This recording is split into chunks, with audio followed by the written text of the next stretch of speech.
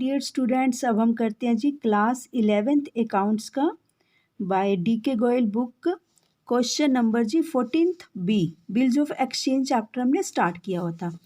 और आपको इस बुक में ये एनसीईआरटी की बुक है, पार्ट 1 फाइनेंशियल अकाउंटिंग एनसीईआरटी की। इसमें भी मैं आपको एक बार आपके जो चैप्टर्स हैं वो दिखाना चाहती हूँ स्टूडेंट्स। देखिए, ठीक है जी, पार्ट 1 है अकाउंटेंसी का। और आप यहाँ से देखिए चैप्टर्स, मतलब बेसिकली ये इसलिए दिखा रही हूँ बच्चे आपको मैं कि आपके जो एनसीईआरटी में चैप्टर्स हैं उनको कैसे बाइफरकेट किया गया, कैटेगराइज्ड किया गया। ठीक है, यहाँ एक्चुअली आपकी जो डीके गोयल की बुक में है वहाँ थोड़े से डिटेल्स में है चैप्टर्स, यहाँ पर इनको कुछ समअप किया गया है। ठीक है जी, जैसे थ्योरी बेसिस ऑफ अकाउंटिंग देखिए ना, अकाउंटिंग स्टैंडर्ड्स भी इस टाइप में ऐसे चैप्टर्स कैटेगराइज्ड किए गए हैं। चैप्टर 1 जैसे देखिए, बुक भी इतनी क्या इसकी, मतलब ज़्यादा बिग साइज में नहीं है। Introduction to accounting chapter 1। Chapter 2 ये एनसीईआरटी की बुक है बेसिकली आपकी, थ्योरी बेस ऑफ अकाउंटिंग। उसमें देखिए गैप के जो प्रिंसिपल्स हैं यहाँ पे ही है ना, स्टैंडर्ड्स भी आ गए यहाँ यहीं पर ही, और बेसिक अकाउंटिंग कंसेप्ट्स भी यहाँ पर है। चैप्टर 3 में देखिए क्या क्या कितने चैप्टर्स कवर अप कर दिए उन्होंने। Recording of transactions 1, recording of transactions 2। Recording of transactions 1 के अंडर उन्होंने देखो source document chapter 1, accounting equations वाला भी ले लिया। Using of debit and credit मतलब डबल एंट्री सिस्टम वाला चैप्टर भी ले लिया। ओरिजिनल एंट्री शायद से जर्नल एंट्रीज हो गया, लेजर, पोस्टिंग फ्रॉम जर्नल, ये भी है ना, 5-6 चैप्टर्स यहाँ कवर अप कर लिए।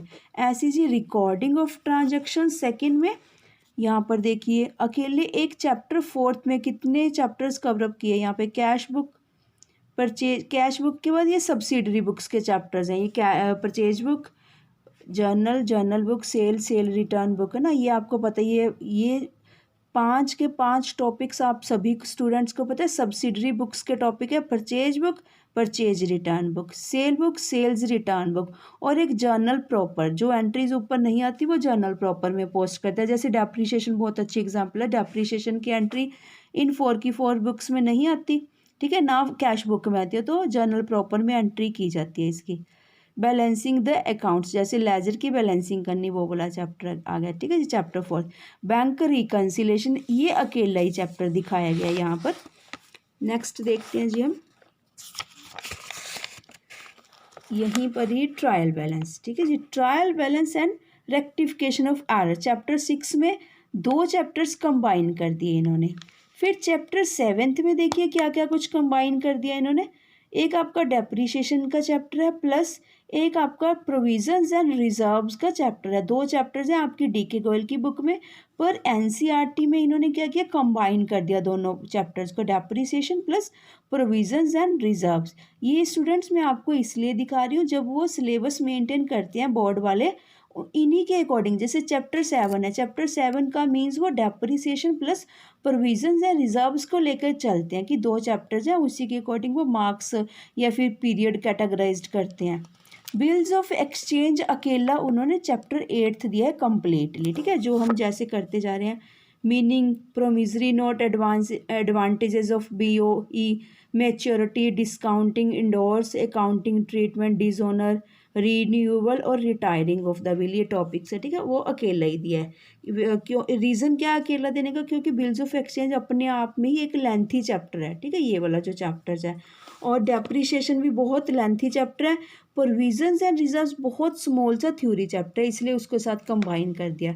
ट्रायल बैलेंस और रेक्टिफिकेशन दोनों बहुत ज़्यादा लेंथी चैप्टर्स नहीं हैं, बेसिकली दोनों के दोनों ही सिंपल से चैप्टर्स हैं। ठीक है जी, तो बस आपको जस्ट ये दिखाने थे आपके इसके एनसीईआरटी के अकॉर्डिंग। ठीक है जी, अब हम अपने वापस टॉपिक पे चलते हैं। कौन सा टॉपिक, यानी कि हमने 14th A कंप्लीट कर लिया था क्वेश्चन, अब हम करने जा रहे हैं जी 14th B। देखिए 14th A और B हमेशा याद रखना, जब ऐसे पार्ट्स में क्वेश्चन आते हैं वो दोनों सिनोनिम्स ही होते हैं, ऑलमोस्ट मतलब सेम सेम क्वेश्चंस ही होते हैं। ठीक है, वो स्टूडेंट्स की प्रैक्टिस के लिए उनको A और B पार्ट्स में डिवाइड कर दिया जाता है। बिल्कुल सिमिलर A क्वेश्चन के जैसा ही बी क्वेश्चन है डिसऑनर एंड रीन्यूएबल। यहाँ से हमें कहाँ से पता लगा था कि क्वेश्चन इसका है, डिसऑनर एंड रीन्यूएबल का है। डिसऑनर वर्ड देखा यहाँ पर और न्यू बिल लिखा गया, फिर से वही बिल को रीन्यू किया गया, ठीक है, यहाँ से पता लगा। 14th बी क्वेश्चन में हमें कहाँ से जजमेंट होगी, यहाँ पे ऐसा कुछ ना कुछ डिसऑनर और रीन्यूएबल वर्ड दिखेगा हमें, यहाँ पे देखिए, ठीक है, dishonoured and renewable, dishonoured and renewable, इससे पता लग रहा है कि कौन से टॉपिक के क्वेश्चन हैं। अब हम जी अपना क्वेश्चन रीड करना स्टार्ट करते हैं। बिल्कुल सिमिलर क्वेश्चन है बट फिर भी चलो हम ट्राई करते हैं आपको समझाने की। देखिए 15 अक्टूबर 2016 को वाई ने सामान परचेज किया एक्स से, यहाँ सेल परचेज की बात चल रही है। लास्ट क्वेश्चन में डेट था, कर्ज था उसके ऊपर, किस कारण था हमें नहीं पता, ठीक है, क्या उसने पैसे उधार लेके यूज़ किए थे, क्या रीज़न था।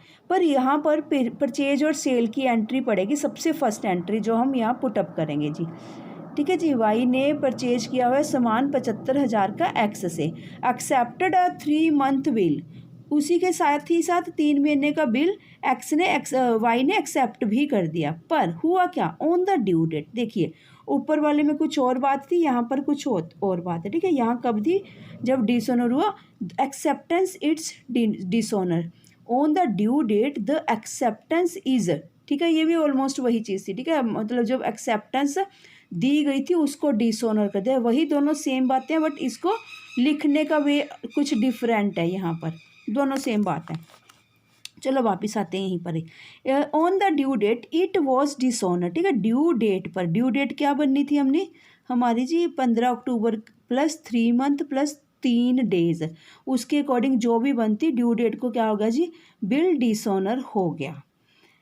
Noting charges paid by x, आपको पता है जब भी बिल डिसऑनर होएगा नोटिंग चार्जेस लगेंगे, वो कौन पे करता है, फर्स्ट पार्टी यानी कि ड्रॉअर पे करता है, यानी कि एक्स ए, ठीक है, जो फर्स्ट पार्टी होती है जिससे सामान खरीदा जाता है उधार पे, उसने पे कर दिया एक्स ने 600 रुपये, यानी कि 75,600 का वाई के ऊपर कर्ज होगा, ठीक है, वाई अब पे करेगा 75 + 600, पर वही वाली शर्त जैसे लास्ट क्वेश्चन में लगाई थी, यहाँ पर भी वही वाली अब वो शर्त लगा रहा है, ठीक है। क्या कहता, आपने अब क्या करना है, मैं रीन्यू तो कर देता हूँ आपका बिल, रीन्यू किस कारण करता है, वो रिक्वेस्ट करता है जो वाई होता है, वाई एक्स को।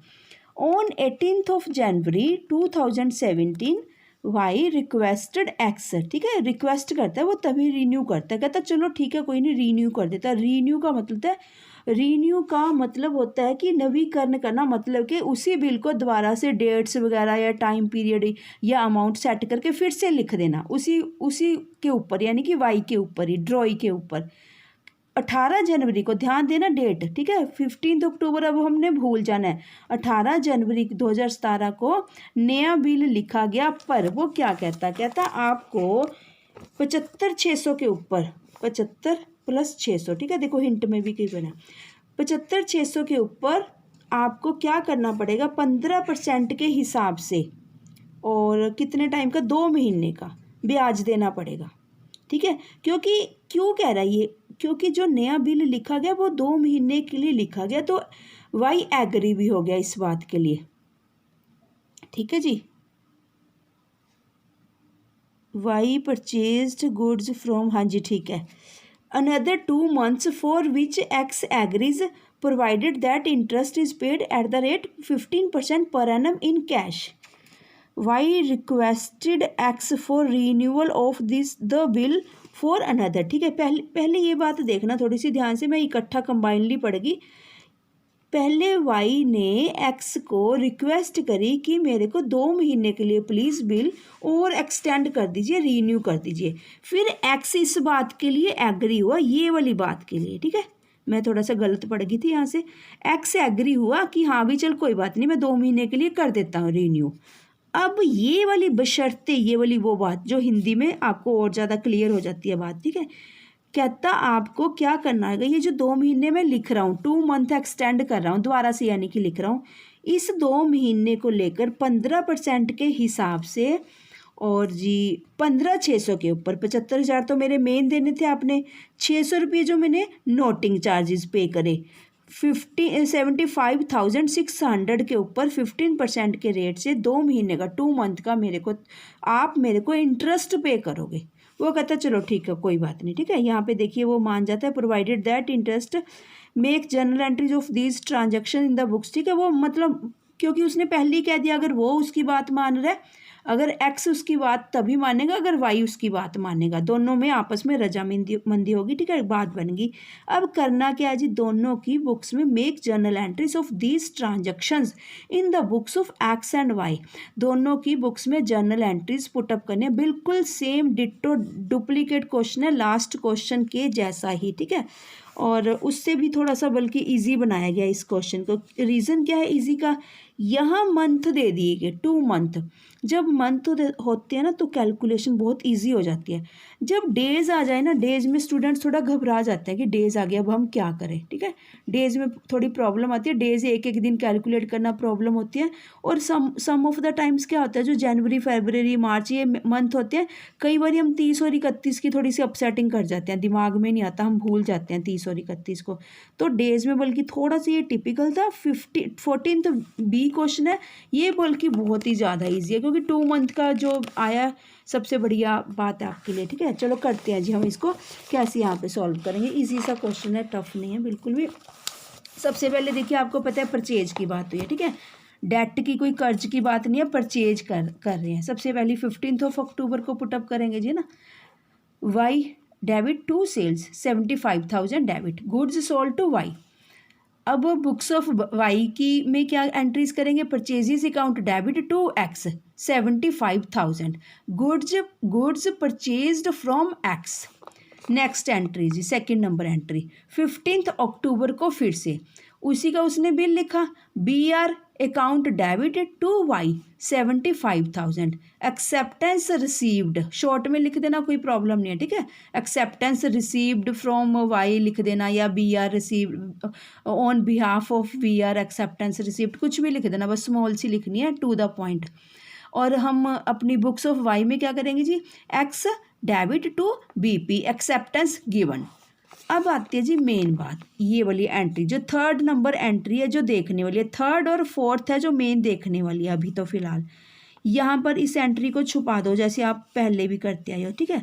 अगर हम नॉर्मल करते क्या करते थे इस एंट्री को, ठीक है, बी आर लिखते थे, वही वाला बी आर है यहाँ पर भी, वाई, ठीक है। यहाँ देखिए डिसऑनर हुआ सच बेसिकली, ठीक है, ठीक है। यहाँ पे देखिए यहाँ पर हमने वही यही वाली एंट्री को ऑपोजिट कर देना। सबसे पहले तो ये दिमाग में बात याद रखनी है, जब भी डिसऑनर पढ़ते पढ़ते क्वेश्चन में डिसऑनर वर्ड दिख गया ना आपको, उसी टाइम इसे एंट्री को उल्टा कर देना बस। B R debit to Y करा था ना, वाई टू बी आर कर देना एक्स की बुक्स में, दूसरे वाले की बुक्स में वाई की बुक्स में BP debit BP account debit to X कर देना है, ये याद रखनी है। साथ ही साथ पढ़ते पढ़ते आपको दिखाएगा डिसऑनर के साथ नोटिंग चार्जेस, पहले डिसऑनर दिख गया, चलो हमने वो काम कर दिया, फिर नोटिंग चार्जेस दिख गए कि भाई एक्स ने नोटिंग चार्जेस पे करे हैं नोटरी को, ठीक है, जो तहसील में बैठा होता है नोटरी, ये इसकी डॉक्यूमेंटेशन करवाने के लिए, रियल में पक्का प्रूफ करवाने के लिए रिटर्न में वो लिख के दे देते हैं अपनी सील लगा के, स्टैंप लगा के, सिग्नेचर करके कि हाँ भी ये बिल डिसऑनर्ड है। उस डिसऑनर्ड बिल के बलबूते पे उस पे वो स्यू कर सकता है एक्स वाई के ऊपर, मुकदमा दायर कर सकता है, ठीक है। लीगल एविडेंस है ये उसके लिए, क्योंकि बिल्स ऑफ एक्सचेंज करते ही लोग इसीलिए है कि लीगल एविडेंस होता है, वर्बली बोलने से सब मुकर जाते हैं पैसे के केस में, ठीक है जी। टू कैश 600 आ गया, बिल्कुल वही चीज़। यहाँ पर नोटिंग चार्जेस, क्योंकि इसने तो कैश पेमेंट करी है, इसको तो पता ही है कि नोटिंग चार्जेस है, खुद पता है एक्स को, पर इसको तो बताना है ना कि मैं 600 रुपये किस चीज़ के चार्ज कर रहा हूँ तेरे से, वाई से बताना है ना, हाँ भी भाई 75,000 लेने थे, 75,600 लेने, नोटिंग चार्जेस पड़ गए तेरे ऊपर, क्यों, क्योंकि तेने डिसऑनर कर दिया, टाइम पे पेमेंट नहीं करी, तो मेरे को ही प्रॉब्लम आई ना, एक्स कह रहा है वाई को। चलो ऐसे एंट्री करना ध्यान से, ठीक है। डेबिट क्यों करें, इसके लिए एक्सपेंसेस है, यहाँ पर टू कैश क्योंकि उसने पेमेंट कर दी, पर इसके लिए वाई के लिए noting charges all the expenses and losses are debit, इसलिए करें। अब चलते हैं जी, वाई ने एक्स को रिक्वेस्ट करी, वाई ने एक्स को रिक्वेस्ट करी कि मेरे को बिल एक्सटेंड कर दे प्लीज़ 2 महीने के लिए। कहता कर देता हूँ, कोई बात नहीं, रीन्यू कर दे मेरा बिल, कर देता हूँ, पर तेरे को मेरी बात माननी पड़ेगी। एक्स वाई को कहता तेरे को मेरी बात माननी पड़ेगी। क्या कहता, 75,600 के ऊपर ना तू मेरे को ब्याज देगा 2 महीने का। ₹75,600 के ऊपर 75,000 प्लस 600 जो नोटिंग चार्जेज है उसके ऊपर आप 15% के हिसाब से 2 महीने का जितने टाइम पीरियड के लिए वो रीन्यू करवा रहा है, अभी इसी टाइम करवा ले रीन्यू। ठीक है, क्या था तेरा क्या त्योहार कल को तू फिर मुकर जाए कि मैंने तो देने नहीं, कम से कम मेरे को ब्याज तो आ जाएगा ना, जितना 1890 आना है ये तो आ जाएगा ना कम से कम। ठीक है, कहता तेरे को अभी इसी टाइम मेरे को पेमेंट करनी होगी। वो कहता चलो ठीक है।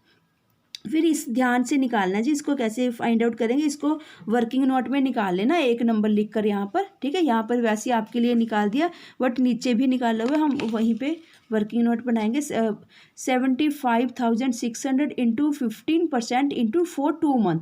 2 मंथ ही लिखना है, वो वाले मंथ लिखने होते हैं जितने मंथ के लिए उसने फिर से रीन्यू करवाया है बिल, ये ध्यान रखना कहीं गलती से हम पुराने महीने ना लिख जाएं। ठीक है, पुराने मंथ तो 3 थे ना शायद से यहाँ पर, हाँ जी हाँ, 3 मंथ नहीं लिखने, जितने दिनों के लिए फिर से एक्सटेंड करवाया है बिल वो लिखने होते हैं, क्योंकि उसी का इंटरेस्ट एडवांस में चार्ज कर रहा है ना उससे, ये एडवांस में चार्ज करता है इसलिए 2 महीने लिखे जाते हैं। इंटरेस्ट टू बैंक, ठीक है, यहाँ इसके लिए फ़ायदा है एक्स के लिए इसलिए क्रेडिट, यहाँ नुकसान है, नुकसान हमेशा डेबिट होता है, जिस पार्टी के लिए वो नुकसान है वो पार्टी अपने अकाउंट्स में उसको डेबिट करती है। 1890 रुपये आपके इंटरेस्ट के आ गए जी। अब जी उसने ये दोनों की कमिटमेंट हुई थी, उसकी इंटरेस्ट की हुई थी, उसने कहा था मेरे को बिल लिख दे सेम डेट्स को। देखिए सारी बातें इकट्ठी हुई है, 18 जनवरी 18 जनवरी 18 सारी बातें इकट्ठी हुई है 18 जनवरी को ही तीनों की तीनों। ठीक है, क्योंकि डिसऑनर हुआ, नोटिंग चार्जेस पड़े, फिर इंटरेस्ट की बात हुई, फिर उसके बाद साथ के साथ बिल लिखा गया दोबारा से 75,600। ठीक है, पहले 75,000 था, अब 75,600 का बिल लिखा गया BR to Y. New acceptance received, यहाँ हम लिखेंगे वाई की बुक्स में X debit to bills payable account, new acceptance given. ठीक है, कंप्लीट। अब चलते हैं जी इसकी ड्यू डेट हम कैसे निकालेंगे। ये वर्किंग नोट देखिए 1890 का आपका, यहाँ कैलकुलेशन भी की हुई है। ठीक है, ये जब आप करोगे 2 6 या 12 6 डायरेक्टली 756 पे 126 से कट जाएगा। ठीक है, फिर 126 इंटू 15 करके 1890 आपका नोटिंग वो आ जाएगा, सॉरी इंटरेस्ट आ जाएगा, जो वाई एक्स को एडवांस में इंटरेस्ट पे करेगा 2 महीने जो अभी रीन्यू करवाया है बिल वो वाला। ये इधर देखिए 21 मार्च कैसे निकाला, ये ड्यू डेट निकाले यहाँ से। ठीक है, 21 मार्च बैंक अकाउंट डेबिट, क्योंकि मेच्योरिटी डेट पे वो बिल पे करेगा। New bill honoured on due date, honoured का मतलब होता है रिस्पेक्टफुली पेमेंट, ऑनर्ड किसी को ऑनर करना, रिस्पेक्टफुली हम कहते हैं honoured, honour to this, honour to mister this. ठीक है, ऑनर्ड इसलिए यूज़ किया गया, आप कुछ भी लिख सकते हो या लिख सकते हो new bill paid on maturity date. ठीक है, ये देखिए 21 मार्च कैसे आई मैच्योरिटी डेट, आपको पता है जो बातचीत चली थी 18 जनवरी को चली थी, यहाँ से देखते हैं। चलो वर्किंग नोट यहाँ पे 2, ठीक है 2 लिख के यहाँ पे भी ऐसे इंडिकेशन आपने भी करनी है सभी स्टूडेंट्स ने। ठीक है जी, 18 जनवरी को हमारी बातचीत चली थी, 2 month plus 2 month plus 3 days, simple सा, ये तो बहुत सिंपल क्वेश्चन है। 18 जनवरी बिल्कुल आंखें बंद करके 18 जनवरी को स्किप कर देना 2 महीने। ठीक है, दिन नहीं देखने, बिल्कुल भी नहीं देखने, इजी क्वेश्चन होता है जब मंथ आ जाते हैं। 18 जनवरी 18 फरवरी 18 मार्च 2 महीने पूरे कर दिए। डेज बिल्कुल नहीं देखेंगे, ना लीप ईयर देखेंगे, कुछ भी नहीं देखेंगे जब मंथ लिखा होता है, बस फटाफट से स्किप कर देना हमने। 18 जनवरी 18 फरवरी 18 मार्च 2 महीने पूरे हो गए। 18 मार्च प्लस 3 डेज ग्रेस के ऐड कर दें, 18 19 20 21 21 मार्च 2017 मेरी क्या बनेगी जी, मैच्योरिटी डेट, ड्यू डेट बनेगी। Bank account debit to BR। ठीक है जी, 75,600 BP to BP account debit to bank account. ठीक है जी, new bill paid on maturity date with due amount, with due amount. अब अमाउंट नहीं आई हुई है इसलिए अच्छा लग रहा है कि विद ड्यू अमाउंट लिख दें। देखो गलत नहीं होगा कुछ भी अगर नहीं लिखोगे, बट थोड़ा सा लिखते हुए अच्छा लगता है कि नरेशन कितनी बढ़िया लिखी है। इट मीन्स आप समझते हो क्वेश्चन की, क्वेश्चन ने क्या नई रूपरेखा धारण करी है इस क्वेश्चन ने। ठीक है, यहाँ पे न्यू आ गया ना ये पूरा, पहली अमाउंट कुछ और थी, अब नई इंफॉर्मेशन आ गई। ठीक है जी, और दूसरी बात एक आपको और बताना था, BP क्या होती है, आउटसाइड लाइबिलिटीज़। आउटसाइड लाइबिलिटीज़ क्या होती है, विद इन 1 ईयर हमने पेमेंट करनी होती है। ठीक है, विद इन 1 ईयर पेमेंट करनी होती है। इनको ट्रेड पेबल्स भी बोलते हैं। आपका चैप्टर नंबर 2 है बेसिक अकाउंटिंग टर्म्स, उसमें ट्रेड पेबल्स है। ट्रेड पेबल्स में बेसिकली क्या आते हैं, एक तो बिल्स पेबल्स आते हैं, एक सन्ड्री क्रेडिटर्स आते हैं, ध्यान रखना इस बात का, ठीक है। करंट लाइबिलिटीज होती है। ट्रेड पेबल्स में sundry creditors plus bills payable आते हैं। ऐसे ही अगर इसके ऑपोजिट चलते हैं बीआर की तरह, बिल्स रिसीवेबल, ये हमारी एसेट्स होते हैं, डेबिट नेचर की होती हैं, एसेट्स होती हैं। बीआर और डेटर्स, ठीक है, डेटर्स वो होते हैं जिनसे हमने पैसा लेना होता है। इनको क्या बोला जाता है, ट्रेड रिसीवेबल्स।